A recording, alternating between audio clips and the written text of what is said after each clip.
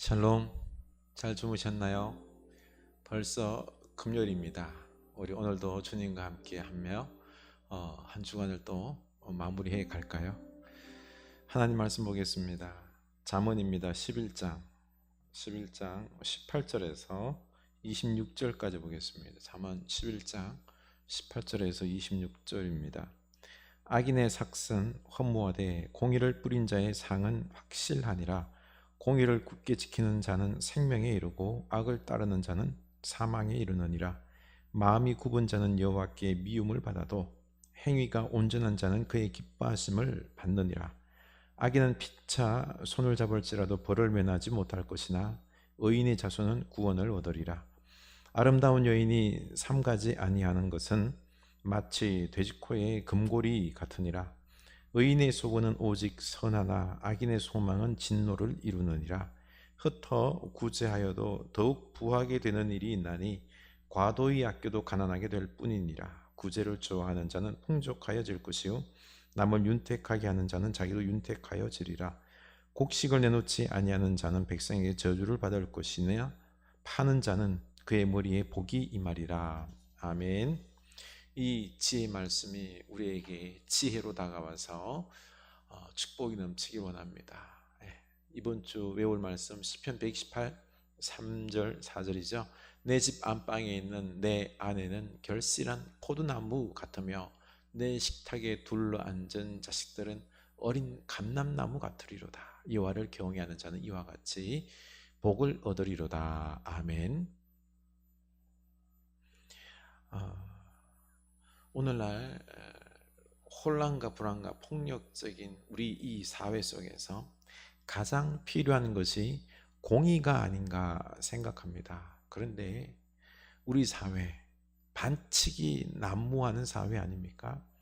서로의 반칙을 지적하며 싸우는데 똥 묻은 개가 겨 묻은 개를 나무라는 것과 똑같은 모습들입니다. 자기의 반칙은 못 보고 남의 반칙만 크게 보는 구제불능의 사람들이 많습니다. 그래서 이 사회의 중심을 잡을 수 있는 이 공의가 절대적으로 필요합니다.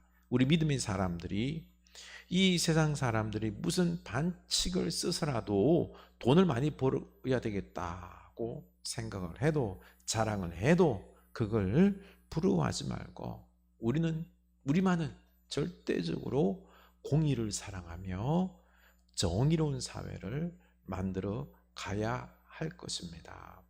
19절 보면은 공의를 지키는 자는 생명에 이르고 악을 따르는 자는 사망에 이르느니라 했습니다. 공의를 지키는 자, 생명에 이릅니다. 우리 공동체가 살아가는 생명의 길을 갈 수 있는 길은 공의를 행하는 길입니다. 지금 혼란한 이 시대에 사람들은 기회와 틈을 엿보며 돈이 된다면 무엇이든지 하며 높아질 수 있다면 개처럼 꼬리를 흔들어도 좋다고 여깁니다. 그러나 우리는 그러지 말아야 합니다. 혼란한 때일수록 더욱 공의를 지켜야 합니다. 물론 아무도 알아주지 않아도 우리는 믿음으로 하나님께서 알아주심을 믿고 공의를 행해야 합니다. 모든 사람이 공의는 쓸데없다, 혼자서 공의를 행한들 무슨 소용이 있냐 비난을 해도 오직 하나님의 사람들은 공의를 굳게 지키는 이 자가 될 수 있기를 원합니다. 공의를 지켜야 합니다. 생명에 이르기 때문입니다. 이때 공의를 지키는 자에게 상이 있다라고 약속하십니다. 18절이죠. 악인의 삭은 허무하되 공의를 뿌린 자의 상은 확실하니라. 하나님께서 확실하게 상을 주시겠다, 공의에 대한 응답을 주시겠다라고 말씀하시는 거죠. 다윗은 공의를 행함으로 하나님을 기쁘시게 하는 자가 되었습니다. 역대상 18장 13절 보면은요, 다윗이 어디로 가든지 여호와께서 이기게 하셨더라. 다윗이 온 이스라엘을 다스려 모든 백성에게 정의와 공의를 행할세. 아멘. 다윗은 정의와 공의를 행한 사람입니다. 참으로 긴박한 위험한 상황일 때도 공의를 지켰죠. 사울이 자기를 죽이려고 밤낮 쫓아다니죠. 국정은 돌보지 않고 다윗만 죽이려고 쫓아다닙니다. 그러나 사울을 2번이나 죽일 수 있는 기회를 얻었지만은 다윗은 공의의 하나님을 믿었기 때문에 하나님께서 기름 부으신 자는 죽일 수 없다라는 이 하나님의 말씀을 그는 그대로 순종했습니다.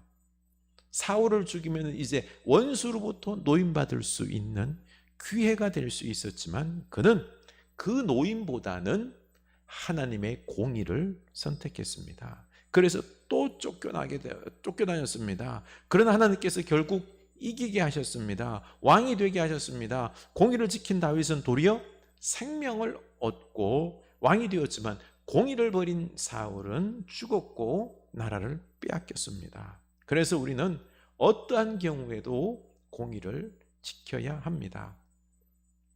그렇다면 공의가 무엇일까요? 공의는 히브리어로 ጼ다카인데요, 아브라함의 믿음을 공의라고 말씀하고 있습니다. 창세기 15장 6절 보면 아브라함이 여호와를 믿으니 여호와께서 이를 그의 ጼ데카로 여기시고, 성경이 무엇을 말하느냐? 아브라함이 하나님을 믿음에 그것이 그에게 의로 여겨진 바 되었다.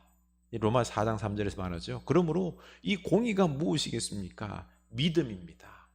믿음만이 아니라 믿음의 행위의 증거, 믿음의 행위로 나타난 것이 공의다라는 겁니다. 믿음이 그의 행함과 함께 일하고 행함으로 그 믿음이 온전하게 되었느니라. 이에 성경이 이른바 아브라함이 하나님을 믿으니 이것을 의로 여기셨다는 말씀이 이루어졌고, 그는 하나님의 벗이라 칭함을 받았나니 이로보건대 사람이 행함으로 의롭다 하심을 받고 믿음으로만은 아니니라. 야고보서 2장 22절 이하의 말씀입니다. 진정 믿음이 있는 사람은 공의로운 사람입니다. 살아있는 믿음은 공의로 표현이 되는 거죠. 생명을 얻고 다윗처럼 어디를 가든지 이기게 되고 아브라함처럼 하나님의 벗이 되는 것입니다. 20절이죠. 마음이 굽은 자는 여호와께 미움을 받아도 행위가 온전한 자는 그의 기뻐하심을 받느니라. 아멘. 공의를 행하지 않고 마음이 굽은 자는 하나님께 미움을 받습니다.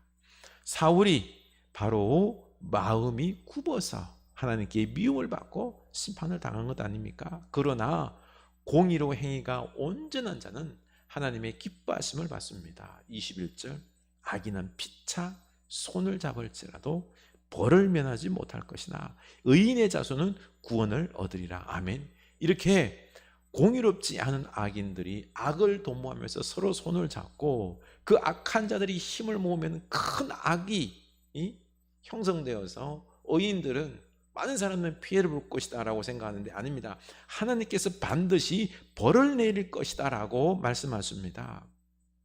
대신 공의를 행하는 의인의 자손은 구원을 얻을 것을 약속하십니다. 다시 말해서 하나님은 반드시 의인의 공의에 대해서 간과하지 않으시고 보답하신다는 것이죠. 우리가 공의를 행해도 그렇게 응답이 없을 것이라고 생각하기 때문에 눈앞의 이익을 위해서 악과 타협을 합니다. 아닙니다. 하나님은 반드시 그 공의에 대해서 다 살펴보시고 공의에 대해서 응답하시고 축복하십니다.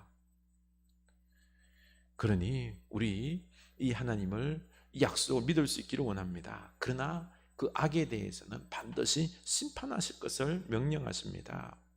큰 악이 모이면은 2개, 3개 거대 악이 생길 것 같지만 아닙니다. 하나님의 심판으로 파멸만 있을 뿐입니다. 그래서 우리는 두려워 말고 공의를 행해야 할 것입니다. 또 공의는 ጼ데카로 이스라엘 사람들이 가난한 자들을 구제하기 위해서 모으는 구제 행위가 바로 ጼ데카입니다. 바로 공의로운 사람은 구제를 합니다. 25절 구제를 좋아하는 자는 풍족하여질 것이요 남을 윤택하게 하는 자는 자기도 윤택하여지리라. 아멘. 내가 관대하게 다른 사람을 도우면 오히려 풍족해질 것이다 라고 말씀합니다. 내가 다른 사람을 도우면 그 사람 또한 나를 도울 것이라고 말씀하십니다. 그렇습니다. 그렇게 구제함으로 다른 사람을 돕는 사람에게는 하늘에서도 그 사람을 도와 그가 부유하게 하며 또한 사람들도 은혜를 갚으려는 마음으로 그를 돕는다는 것입니다. 구제하는 것은 이렇게나 참 좋은 것인데요. 그럼에도 사람들이 잘 구제하려 하지 않습니다. 왜 그럴까요? 구제하면 자신의 것이 부족하여진다라고 생각하기 때문입니다. 세상에 가지면 가질수록 더 가난해지는 것이 돈입니다. 세상에 돈이 많아 문제라고 생각하는 사람은 거의 없습니다. 그래서 더 많이 가져야 한다라고 생각하는 거죠. 그러나 그렇게 더 가지고자 하는 마음 때문에 구제하지 못하면 그것은 어리석은 사람입니다. 24절 흩어 구제하여도 더욱 부하게 되는 일이 있나니 과도히 아껴도 가난하게 될 뿐이니라. 아멘. 오늘날 우리 사회가 가난한 이유가 뭘까요? 과도히 아껴 나누지 않기 때문입니다. 그렇게 흩어 구제하는 일은 하나님께서 기뻐하는 일입니다. 그래서 하나님은 더욱 그 사람에게 많은 것을 주실 것입니다. 우리 이 하나님을 믿고 흩어 구제하는 더욱 윤택하게 되는 여러분 될 수 있기를 원합니다. 그래서 28절 자기 재물을 의지하는 자는 패망하려니와 의인은 푸른 잎사귀 같아서 번성하리라. 아멘. 돈을 사랑하고 재물만 의지하는 자, 이런 우상을 숭배하는 자들은 패망하지만 하나님을 사랑하고 공의를 행하는 자는 푸른 잎사귀처럼 번성할 것을 약속하십니다. 30절 의인의 열매는 생명나무라. 지혜로운 자는 사람을 얻느니라. 바로 공의를 행하는 의인의 열매는 바로 생명입니다. 지혜로운 자가 되어서 생명을 얻고 사람을 얻고 축복, 번영을 누리는 여러분 될 수 있기를 주님의 이름으로 축원합니다. 기도합시다. 하나님 아버지, 오늘날 우리 사회 반칙이 난무하고 참 고통 가운데 가난함이 많은 이 시대에 진정 필요한 것은 공의와 구제인 줄로 압니다. 하나님 아버지, 우리는 하나님께서 우리 이 세상을 다스리심을 믿고 우리가 믿음의 행위로 공의를 행할 수 있게 하여 주시옵소서. 다른 사람들은 많은 것을 얻기 위하여 불의를 행하는 것을 밥 먹듯 하지만 우리는 오직 하나님 말씀대로 공의를 행하며 살아갈 수 있게 하여 주시옵소서. 하나님께서 반드시 그 공의에 대해서 대가를 우리에게 축복으로 더하여 주실 줄로 믿습니다. 악인에게는 심판하시겠다라고 말씀하셨사옵니다. 주여, 그 공의는 또한 구제의 모습으로 우리에게 구체적으로 나타난다라고 말씀하십니다. 제데카, 주여 우리로 구제하게 하옵소서. 흩어 구제하여 나눔으로 말미암아 풍족하여지는, 모든 사람들이 함께 풍족하여지는 이 축복을 누리게 하여 주시옵소서. 과도히 아껴도 가난하게 된다는 이 하나님 말씀을 우리가 보고 함께 나눔으로 함께 풍족해지는, 내 것을 욕심을 채움으로 모두가 빈궁하게 되는 하나님의 심판에 있는 그런 안타까움이 없게 하여 주시옵소서. 예수님 이름으로 기도드립니다. 아멘.